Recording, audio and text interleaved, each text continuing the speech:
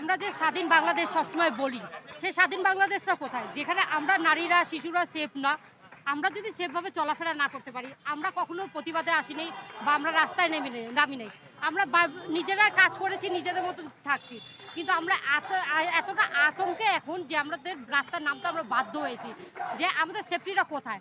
আমরা না বাসায় সেফ না বাইরে সেফ। আমরা যেহেতু কাজ করি, আমরা কাজের দাবিটা কাকে জানাবো যে আমরা ফ্রিভাবে কাজ করতে চাই, আমরা ফ্রিভাবে চলাফেরা করতে চাই। রাষ্ট্রের কাছে হোক, আপনাদের কাছে হোক, সবার কাছে দাবি। আমরা যেরকম দাবি করি আমাদের সুন্দর বাংলাদেশ, আমরা স্বাধীন বাংলাদেশ, সেটা যেরকম চলতে থাক। আর ধর্ষকের বিষয়টা যেটা সবাই আমরা একমত যে ২৪ ঘন্টার মধ্যে আমরা ফাঁসি চাই তাদের। ২৪ ঘন্টার মধ্যে সেটা অন্যায় বিচার হলে আমাদের মনে হয় আমাদের বাংলাদেশে ধর্ষণ, অত্যাচার খুব কমে যাবে। একটা শিশু থেকে একটা বৃদ্ধ পর্যন্ত মানুষের সাথে এত অত্যাচার হচ্ছে, শুধু রেপ না, ছেলে মাকে মারতেছে, মেয়ের সাথে বাপ অন্যায় করতেছে, এগুলো সবগুলো প্রতিবাদ আমি চাই।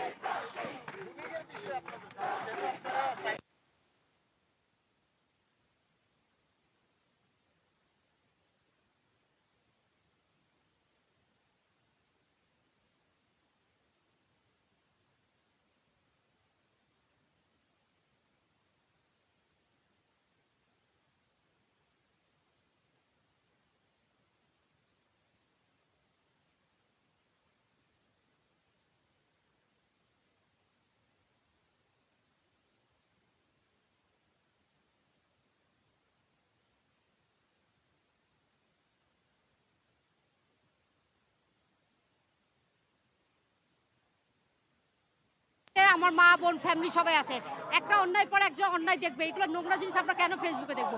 ফেসবুক তো আমরা সোশ্যাল মিডিয়া কাজের জন্য, সবার ভালোর জন্য দেখবো। এরকম নোংরা জিনিস দেখার জন্য তো আমরা ফেসবুক চালাই না।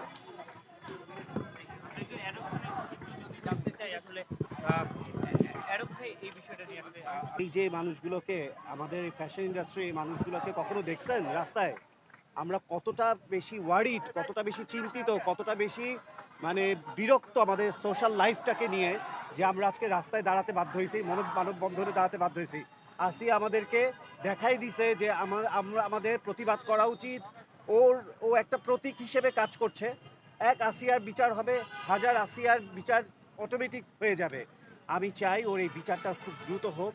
আর সবচেয়ে বড় কথা, আপনারা কেন জিজ্ঞেস করেন দায় কার? দায় কার মানে কিসের দায় আবার? কেন দায়? কে পোশাক পরলো, কি পরলো, ওটা না ধরে যেটা ধরা হয়েছে, যেটা প্রত্যক্ষভাবে যেটা অন্যায়, সেই অন্যায়ের কেন বিচার হবে না? এখানে দায় খোঁজার কি আছে? বুলিংয়ের কি আছে? কাপড় পোশাকে একটু কিসের কাপড় পোশাক আশাক?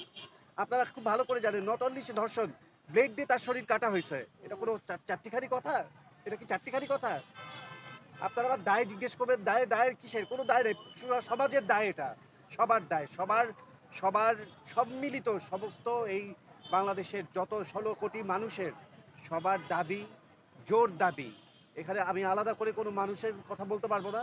সবার জোর দাবি এই নতুন সরকারের কাছে, অবশ্যই আমরা খুব দ্রুততম, খুবই খুবই স্বল্প সময়ে একেবারে এমন কঠিন দৃষ্টান্ত, কঠিন বিচার চাই, যে বিচারটা আমাদেরকে অনেক কিছু থেকে সলিউশন করে দিবে।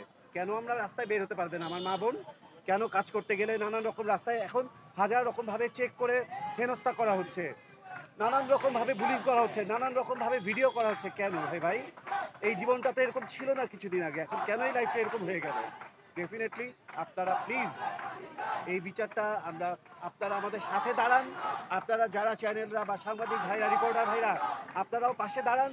পাশে দাঁড়িয়ে এই দ্রুততম বিচারের প্রসেসিংটা আপনারা তাড়াতাড়ি করার ব্যবস্থা করুন। এইটুকুই আমার সবার কাছে দাবি।